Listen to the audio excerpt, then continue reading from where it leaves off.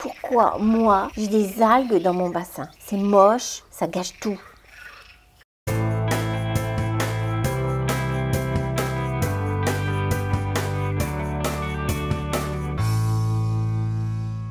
D'abord, ces trois mots qui sont liés et qui vont permettre d'expliquer la présence des algues.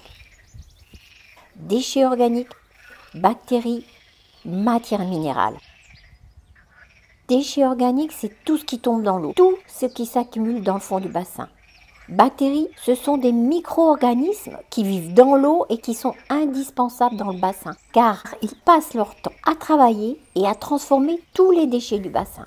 Elles les transforment en quoi? En matière minérale. Et la matière minérale, c'est justement ce dont raffolent les plantes. C'est ce que les plantes ont besoin pour grandir, s'étoffer et fleurir. Alors c'est tout bon. Mais le hic, c'est qu'il n'y a pas que les plantes qui aiment la matière minérale. Il y a aussi les algues.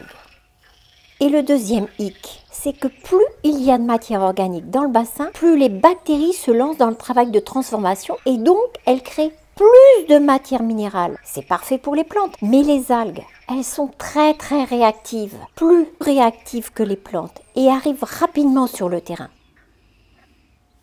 La solution à court terme, c'est les enlever à l'épuisette ou au goupillon et les recycler au compost.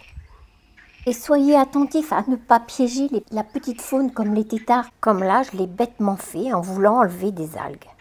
Pour les limiter, il faut chercher les raisons de leur multiplication. Allons-y. Y a-t-il trop de dépôts, trop de déchets, soit plus de 5 cm au fond du bassin? Là, il faut en retirer une partie. Mais on évite, comme nous l'avons expliqué en détail dans la vidéo de l'entretien du bassin au printemps, de tout enlever d'un coup. Ce serait catastrophique pour l'équilibre car cela supprimerait beaucoup trop de bactéries et beaucoup de petits animaux. Y a-t-il assez de végétation? Il faut installer un bon nombre de plantes afin qu'elles aient besoin et qu'elles utilisent au maximum la matière minérale fournie par les bactéries. Les plantes sont-elles installées dans des paniers aquatiques? En les installant dans ces paniers à petits trous, les racines pourront aller chercher la matière minérale de l'eau et rentrer en concurrence avec les algues. Y a-t-il trop de poissons? On compte 2 à 3 poissons rouges pour 500 litres ou une carpe pour 3000 litres. Un nombre trop élevé de poissons entraîne un excès de déjection, donc de déchets organiques. De plus, si la nourriture donnée n'est pas consommée par les poissons dans les 2-3 minutes qui suivent, elle devient en se décomposant un amas de déchets organiques. Donc, les 3 minutes passées, enlevez le restant à l'épuisette. L'eau apportée au bassin est-elle trop riche en substances nutritives, c'est-à-dire en nitrates? Une analyse de l'eau peut éclaircir le sujet et si c'est le cas, un rajout d'eau de pluie qui, elle, est pauvre en nitrates peut compenser. Y a-t-il eu un excès d'apport d'engrais à un moment précis? Un apport de compost ou de fumier mal décomposé? Et l'eau, chauffe-t-elle trop? C'est une autre raison de la multiplication des algues. Soleil dit chaleur et les bactéries qui adorent la chaleur travaillent plus dans ces conditions, donc transforment plus et fournissent plus de nourriture aux plantes et aux algues, ce qui entraîne un développement des algues puisque celles-ci poussent plus vite que les plantes. Si votre bassin est trop au soleil, pourquoi ne pas envisager de planter cet automne en bordure des arbustes ou créer un massif de vivaces hautes?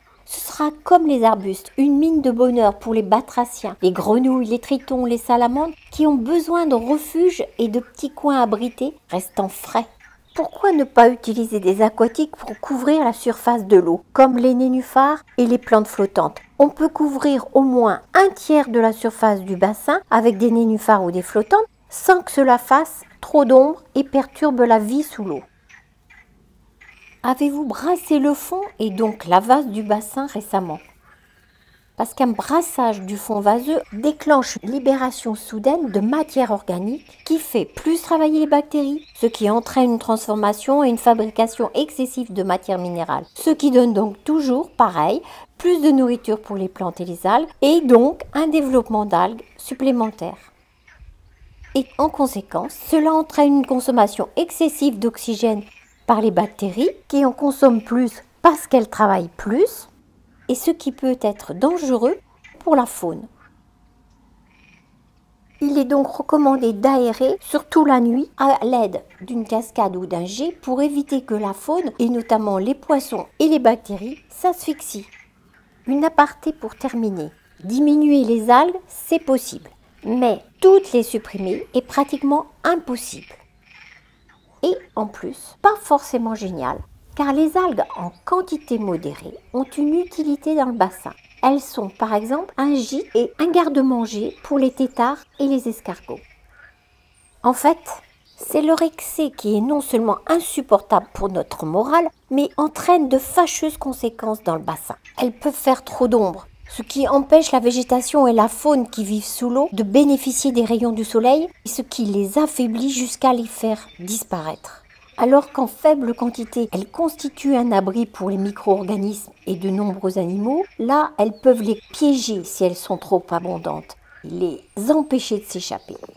Les algues sont comme les plantes, elles produisent de l'oxygène le jour et on consomme la nuit. Ce qui fait qu'en cas de grosse invasion, la teneur en oxygène chute énormément la nuit et c'est un danger pour la faune. Et voilà, voici la liste de questions que nous avons abordées et que nous pouvons nous poser en cas d'envahissement d'algues. Si vous en voyez d'autres par contre, ne manquez pas de nous les communiquer. Merci pour votre écoute et à bientôt.